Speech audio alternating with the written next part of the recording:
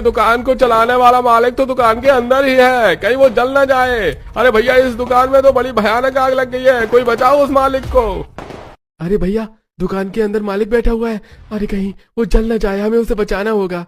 अब तीनों ही भाई अपनी जान को जोखिम में डालकर जैसे तैसे करके उस पटाखे वाले की दुकान से जलते हुए अंदर घुसते हैं और सेठ को बाहर निकालते हैं और उसे लेकर अस्पताल पहुंचते हैं। और जैसे ही उस दुकानदार के घर परिवार के लोग अस्पताल में पहुंचते हैं, वो तीनों ही भाई बिना कुछ कहे अस्पताल से अपने घर लौट आते हैं। उनका जख्मी शरीर देखकर उनकी पत्नियां, हे भगवान, ये क्या हो गया?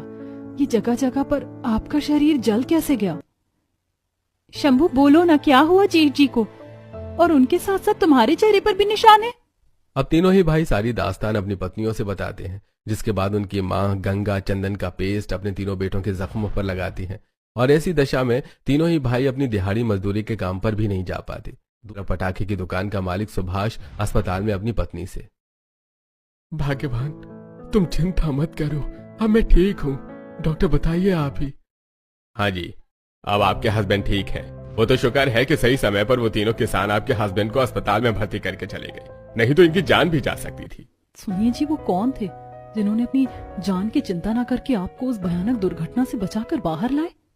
भाग्यवान मैं उन लोगों को देख नहीं पाया, बाजार जाकर ही पता करूंगा कि वो कौन थे। अब 2 से 3 दिन बाद सुभाष हॉस्पिटल से डिस्चार्ज आता है और वो सबसे पहले अपनी दुकान के पास आता है। लोगों से पूछता है कि उसकी मदद आखिर किसने की थी।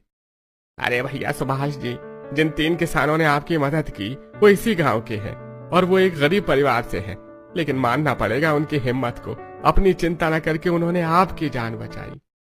सही कहा तुमने, मुझे भी विश्वास नहीं हो रहा है, लगता है दिल के नेक इंसान थे तीनों, तभी तो बिना कुछ सोचे मेरी मदद कर दी उन्होंने। उनसे तो मुझे मिलना ही होगा।